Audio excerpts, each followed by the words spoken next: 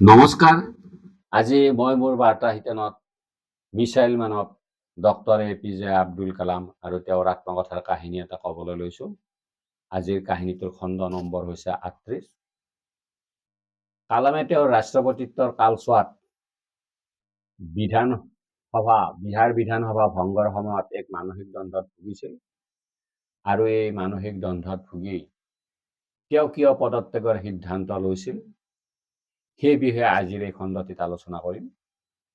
কালামে তেওঁৰ আত্মকথাত কৈছে যে এদিন হঠাতে প্ৰধানমন্ত্ৰী ডক্টৰ মনমোহন সিঙৰ পৰা তেওঁলৈ এটা ফোন আহিল আৰু ফোনতে তেওঁ ক'লে যে তেওঁৰ মন্ত্ৰীমণ্ডলীয়ে বিহাৰ বিধানসভাক ভংগ কৰাৰ বাবে সিদ্ধান্ত লৈছে।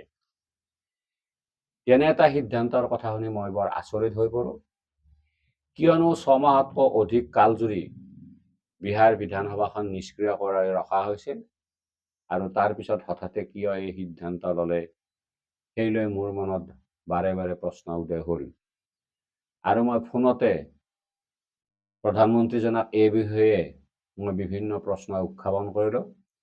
তেতিয়া তেওঁ ক'লে যে পৰৱৰ্তী এই বিষয়ে তেওঁক সবিশেষ জনোৱা হ'ব। মোক তেওঁ তেনেকৈ ক'লে।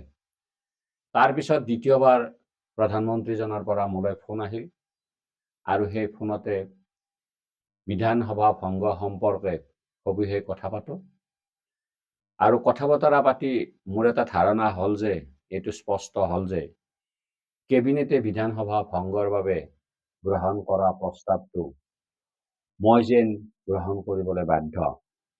মই ইয়াক ঘূৰাই পঠিয়ালেও কোনো কামত নাহিব। মই বৰ দুমোজাত পৰোঁ।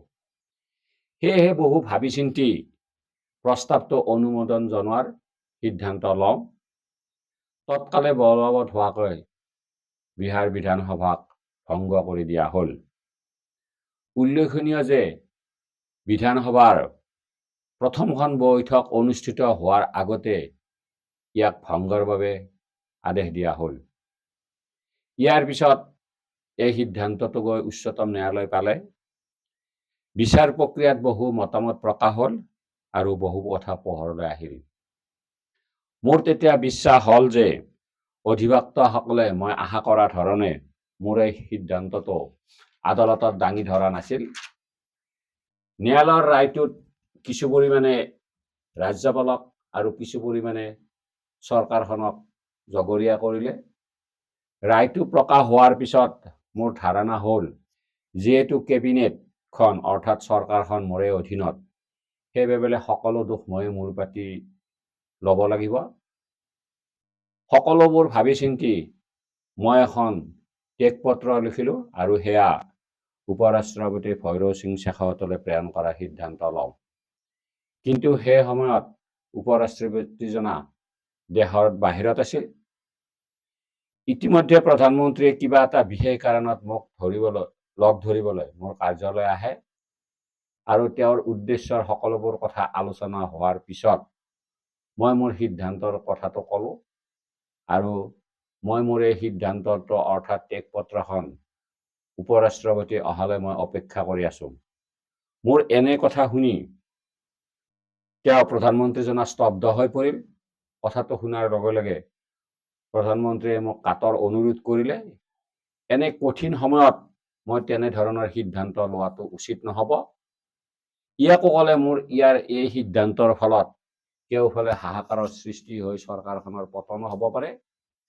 এফালে মোৰ পদত্যাগৰ সিদ্ধান্ত আৰু আনফালে প্ৰধানমন্ত্ৰীজনাৰ অনুৰোধ।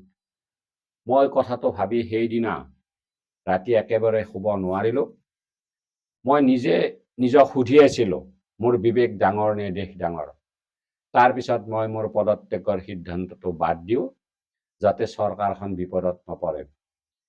সেই পাঠক সমাজ, সেই শ্ৰোতা সমাজ, কালামৰ জীৱনৰ এই কাহিনীটো ভাল লাগিলে আপোনালোকে মন্তব্য দিব পাৰে আৰু এই প্ৰয়োজনত এই বাৰ্তাটো আনলৈও প্ৰেৰণ কৰিব পাৰে। ধন্যবাদ।